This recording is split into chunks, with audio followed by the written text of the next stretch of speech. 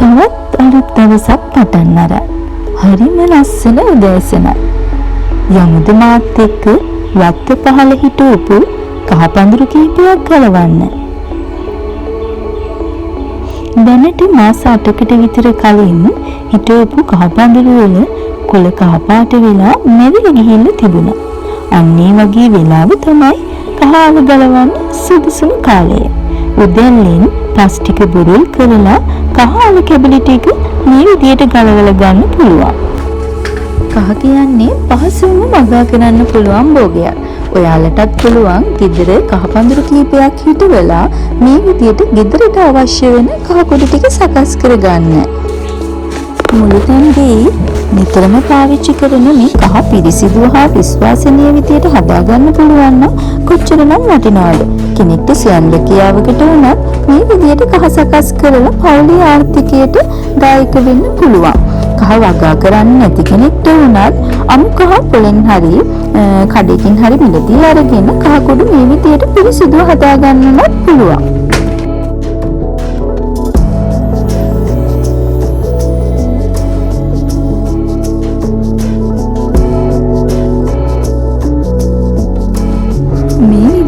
කහාල ටික ගලවලා ගත්තට පස්සේ අපි බලමු කොහොමද නිවසේදී පහසුවෙන්ම කහ කුඩු ටික සකස් කරගන්නේ කියලා. අපි මේ වගා කරලා තියෙන එක පඳුරක කහස් වෙන්න තමයි මේ. අපි මුලින්ම මේ කහාල ටික ඒවයි තියෙන මඩ වැලි යන්න හොඳින් සෝද ගන්න ඕන. ඊට පස්සේදී අපි වතුර ටිකක් හොඳින් වෙන වෙන්න තියෙනවා. ඊට පස්සේ අපි කරන්නේ අර සෝදලාගත්තු කහාල ටික ඒවායේ පොත්ත සූරලා ඉවත් කරලා පුංචි කැබලි වලට කපා ගැනීම තමයි අපි මෙහිදී මේ සිද්ධ කරන්නේ. අපිට ගෙදරට අවශ්‍ය කහ කුඩු ටික ගෙදරදීම මේ විදියට හදා ගන්න පුළුවන්. ඒ වගේම කඩෙන් මිලදී ගන්නවට වඩාත් පිරිසිදුව විශ්වාසනීය විදියටත් කහ කුඩු ටික සකස් කරගන්න පුළුවන්. මේ විදියට කහ කැබලි ටික කපා ගත්තට පස්සේ අපිට මේ කහ කැබලි ටික ස්ටීම් කරලා තඹ ගන්නත් පුළුවන්. එහෙම නැත්නම් අපිට පුළුවන් මේ විදියට හොඳින් උණු වතුර භාජනයකට කහ ටික දාලා ඉක්මනින්ම ඒ කහ ටික ලිපෙන් බාලා වතුර ටික ඉවත් කරන්න ඕන. මෙහිදී ගොඩක් වෙලා අපි කහ කැබලි ටික උණු වතුරට දාලා තියන්නේ නැහැ. ඉක්මනින්ම ගන්න ඕන. නැත්නම් මේ කහවල තියෙන වර්ණ ටික වතුරට යන්න පුළුවන්. ඒ නිසා ඉක්මනටම වතුර ටික පෙරලා ඉවත් කරගන්න ඕන.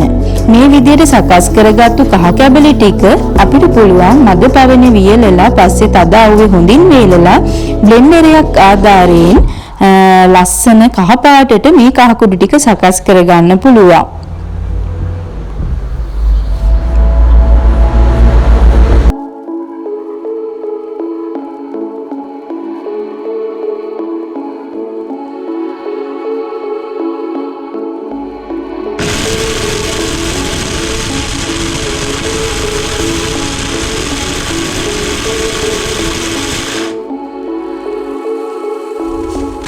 මේ බලන්න ලස්සනට කහ කුඩු ටික කහ පාටට තියෙනවා නේද? ඔයාලටත් පුළුවන් ගෙදරදී පහසුවෙන්ම කහ පඳුරු කීපයක් හිටවලා මේ විදියට ගෙදරට අවශ්‍ය වෙන කහ කුඩු ටික සකස් කරගන්න. එහෙම කරාම මුදල් ඉතිරි වෙනවා වගේම අපිට පුංචි සතුටකුත් ලැබෙනවා නේද?